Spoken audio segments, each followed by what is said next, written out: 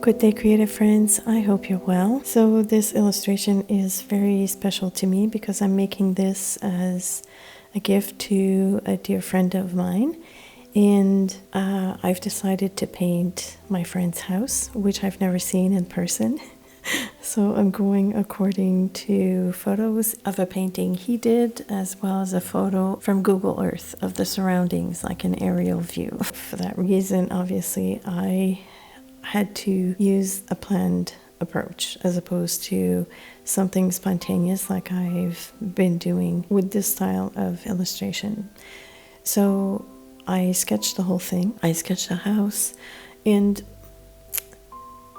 I kind of went for something in between reality and my whimsical style. So my interpretation of his house is very different than the reality, but I think there are elements which he will recognize. I hope, anyways. So I sketched the whole thing. I sketched even the tree lines, and because I have different layers, and then I added the blobs of colors. Doing this method, using this process, was a bit different for me. It was more difficult for me. I realized that I am more of a spontaneous person when it comes to designing backgrounds or adding colors to a background, as opposed to trying to stay within the confines of a sketch, unless I'm doing something very, very simple with extremely clean lines, then that's a different thing, something more graphic. But for this style, it was quite difficult. It was a challenge, but I've enjoyed it. And what I was doing was basically just color blocking. I made sure that I stay away from adding colors where the house would be, but the rest I added color everywhere else. And just as a guide, or just as an explanation, very brief explanation, where I have the orange, this is where the sun is. It's a setting sun, but I made sure that I didn't cover the entire circle. So I remained very loose in the background.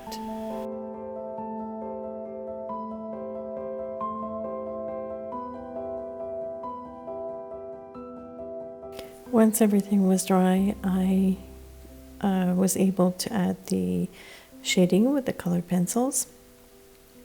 One thing I regretted, believe it or not, shocking words from me, I regretted adding the gold. I don't know if you've noticed, but I have a few blobs of gold, and that made it quite difficult for me to color over that because it acts as a resist, and it was distracting and I was getting frustrated.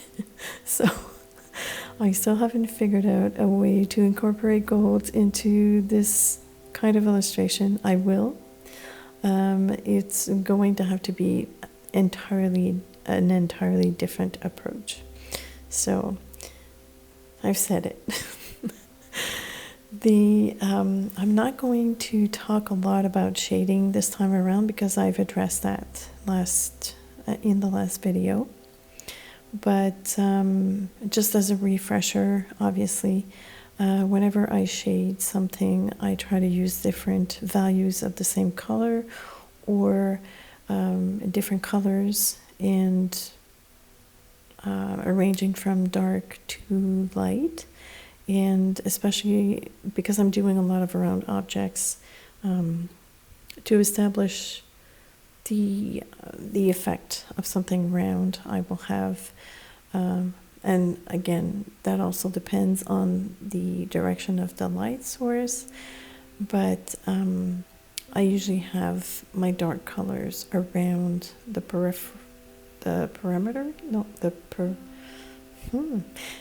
the contour, and then I move towards the center in releasing the pressure on my pencil so that the center is lighter.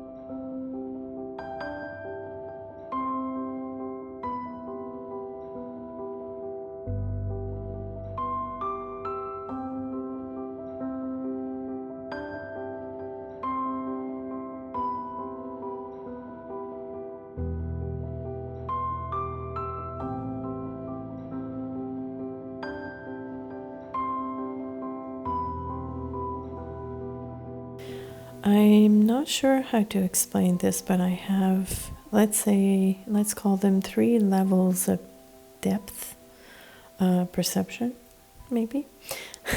So I do have the hill where the sun is setting, and I also have some trees at the end of that hill. Then I have the other line or layer hill where there's the house, and then I have another tiny hill or perspective point where I have another chunk of shrubs. And so what I've decided to do is treat each layer with a different temperature. So for instance, where the sun is, the trees that are part of that hill are much more warmer than the rest of the trees on the rest of the painting. And that is so that there's no confusion. In my mind, it makes sense. I'm not sure if it's something that is a given, but because the sun is there, I don't know. I just felt like it. I'm trying to find a reason why I did it, but somehow I'm not convinced that it's not a rule. So yeah, I'm not going to discuss that because I don't think it's a rule. I think it's just something that I went for at the time. I think it was something that I felt. And I'll be honest with you, I am experimenting with this style. I'm having a blast still. And I'm discovering things along the way. But a lot of the things that I do are very experimental. Now, I noticed that I use different brands of pencils. Some of them are oil-based, some of them are wax-based, and it matters somehow. It's very difficult to layer something over, let's say, a Prismacolor pencil. If you want to layer an oil-based pencil like Faber-Castell Polychromos, it's more difficult. So when I added the white pencil, I thought I was going for kind of like a highlight effect. It didn't work. It wouldn't settle. It wouldn't take it all. So I did it anyway, but in the end, I had to use a gel pen, a white gel pen. The other thing I can tell you is that because I have chunks of or groups of trees that are touching each other, and I am staying kind of like within the same color scheme, I had to think about how to separate them to make them distinct. And so what I did is I played with the value of the colors a lot, and I kind of I always proceed with caution when I do this style. I start very light, and then I go back quite a few times, and I redefine, but very, very cautiously, so as not to go too dark all of a sudden, because if you go too dark and let's say you have a tree in the foreground and then there's two more that are attached to that tree, it's kind of difficult to have the other trees pop, because the one in the front is like super dark. So that's why I'm saying, like, proceed with caution, start very slowly. Just to give you an example, and please don't think it's horrible, because it's not, because it's enjoyable. The sun, it took me 19 minutes to shade, just to give you an idea. But I thrive on this. And so this is something that is not to be rushed, and that is the beauty of it. The one thing I forgot to mention when unless I did, I can't remember, it's late. When I applied the paint to the background, I made sure to stay away from adding any paint where the house is, because I really wanted it to be done in graphite, and so I didn't want to deal with too much paint, and that's why you're seeing kind of like a white area there. It's going to stay white, but I'm going to sketch over that. This is just like the skeleton of it.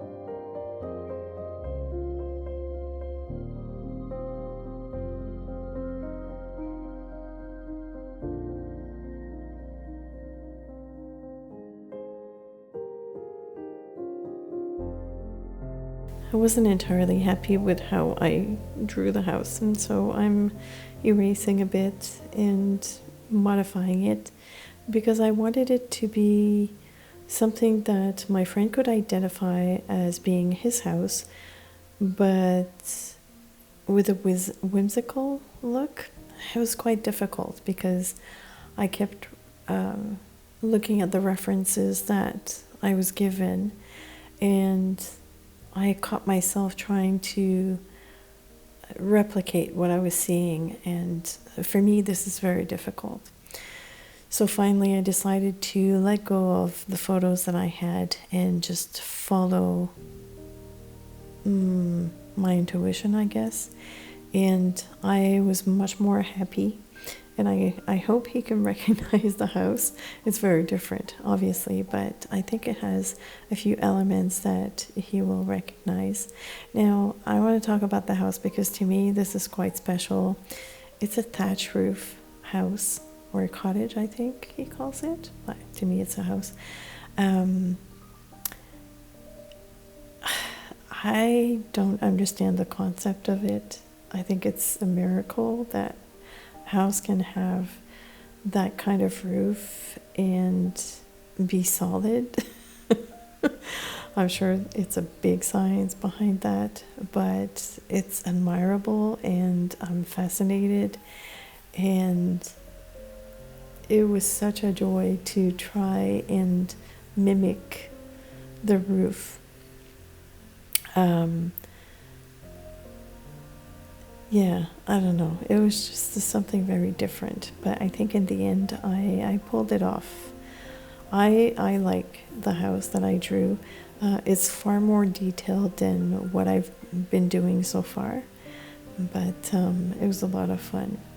Now, because the house is very heavy, I feel, because there's a lot of graphite, and the rest of the painting is happy colors.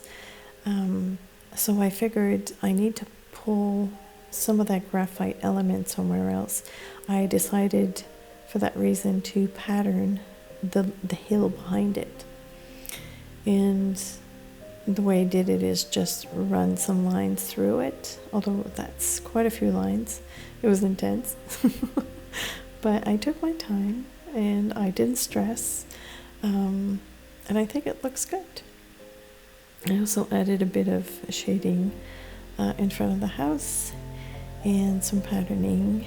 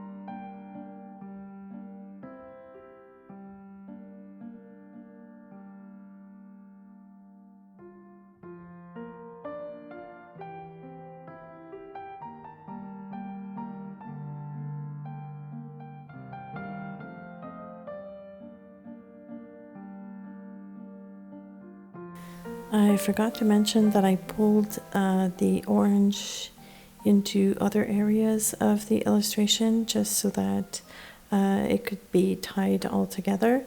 And I also pulled a bit of the purple because I added moonglow to the background. And that just helps unify the whole, all of the colors, I find anyways. I love the look. I like the tiny accents. They're quite subtle, but the eye catches on.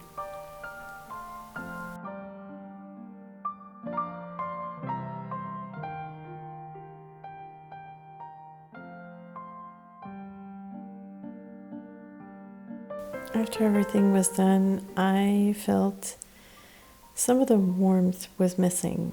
It just went from super warm to cold. And I took a beige pencil and I added it to the hill, and that really helps make the transition between the super bright sun and the cooler trees around the house.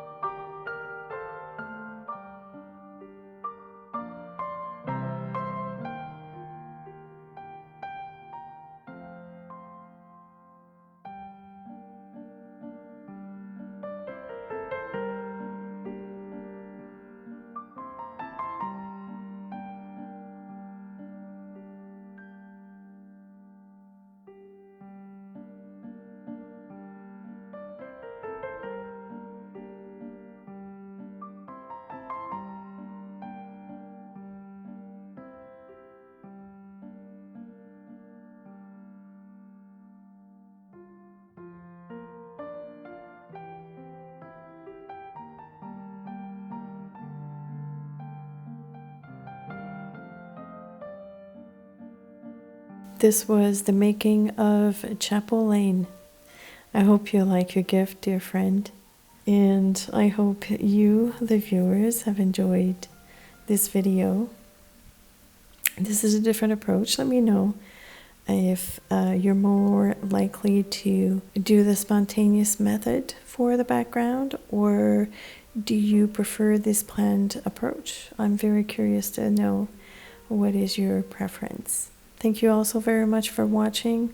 Thank you, of course, my awesome patrons, for being there for me and for supporting my art over at Patreon. As usual, I will put the list of supplies in the description as well as in a pinned comment. So all the information will be down there. Please stay safe, healthy, and creative, and I will see you soon.